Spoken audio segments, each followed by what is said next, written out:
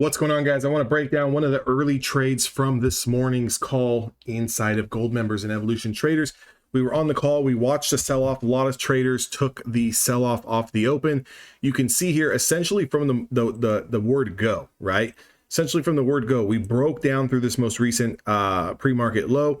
Again, here's the market open. We went down all the way to 207.12. We pushed down to 206.61. I know a lot of traders took this. I actually did take a little bit of a scalp a little late here. Once I seen this wick and we started to bounce once, started to bounce twice, we started to bounce 3 times, we created an additional little floor here, okay? This is just playing momentum. It's just playing price action. Once we had this little consolidation here, the first thing that I wanted to note was we stayed underneath this 5-day moving average. Make sense? So this green line is a 5-day moving average. All we did was consolidate and create a little bit of a zone, okay? So if we break through this zone on either side, could be signaling that we could potentially touch the next level of supply or potentially come down to that linear regression, which was my next level of demand. As soon as we broke through, took this for a very, very quick scalp and got out. So didn't capture none of this big move here. Once we did sell off, I was looking at the next area here, this low of day. So if we did bounce, let's say this, if we did bounce and we got rejected, okay, at this 5-day moving average, maybe we consolidated around and we put in a new low, 100% would be short through that new low. That did not happen. What I was looking for was a break of the down power trend, which is this 5-day moving average, okay, that happens here. And why this is exciting to me is because of this aggressive wick where buyers stepped in off of low of day, okay? So now that we've broken through this 5-day moving average, which for those of you guys that were on the call that may be watching this video, those 40s, we were looking at the 40s, the 40s, the 40s. Once we broke through those 40s, we had potential to push into the next area of demand, which was sitting here at 56, and then the next demand at around 60. So in 80. So once we started to push up, this is where I took my next trade. Again, couple of mini contracts, so I'm not looking for a whole lot. Get 5, 6, 7 points off that, kind of wrap it up.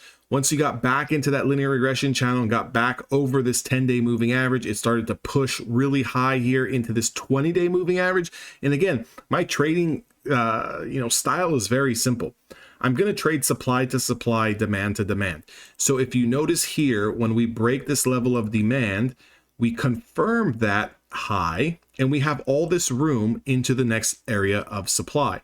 So between the 10-day moving average, the linear regression, and the 20, we had plenty of room to push up to the upside. This was another little scalp for me here on a mini contract, kind of get in and get out. Now, if we did break back down, well, look at this, and I also took this trade here too, which again, this trade here was tricky because there were some people who took this trade on this 20 SMA loss right here, got wicked in, and then it immediately bounced up around 22 points.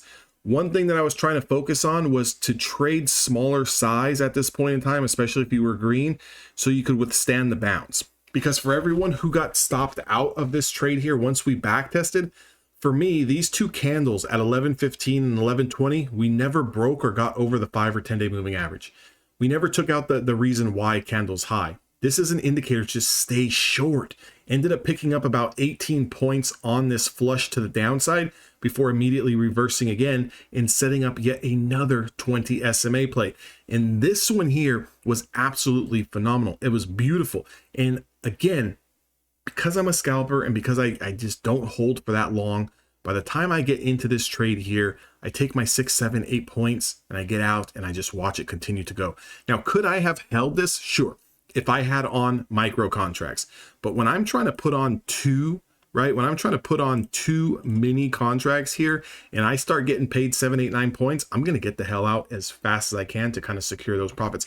We had a really good day with Top Step X XFA accounts, up $1,600 on that particular account. So a very, very good day. I did take a lot of trades today. I did trade well after my trade window into lunch. Again, I don't really like doing that, but I was seeing the market very, very clearly, and I wanted to continue to kind of ride with that momentum. Definitely, I always recommend that If you have a trade window, stop trading at your trade window, because more than likely you tend to give a lot of profits back. But when you're working with that much cushion, you can afford to really start to size down into like just a handful of micros and see if you can continue to pad that P&L. Another 50 here, another 40 here, another 30 here, and just kind of take those quick, aggressive little scalps. I hope this video helps you guys. If it does, make sure to like, comment, subscribe. If you guys want to join me inside of Evolution Traders, that link is down in the description box below. You guys can hop in 24 hours, all access free, and you guys can definitely get in there. Make sure you guys go visit that link down in the description box. Also, guys, Apex 80% off if you guys need those evaluation accounts. That link is down in the description box as well.